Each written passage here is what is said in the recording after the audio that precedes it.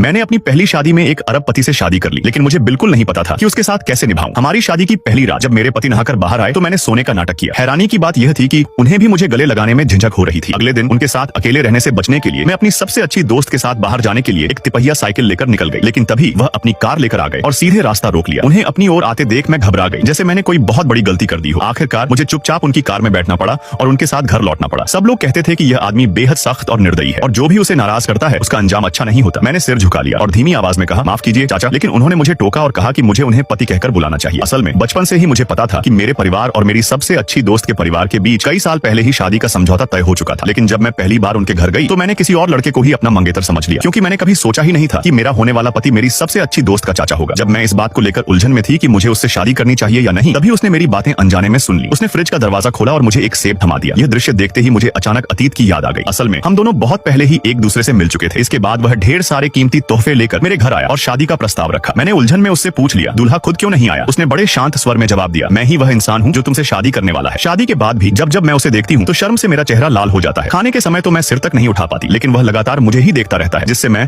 और ज्यादा असहज महसूस करने लगती हूँ। आखिरकार मैंने झुंझलाकर चॉपस्टिक से उसके हाथ पर हल्की सी चुटकी काटी।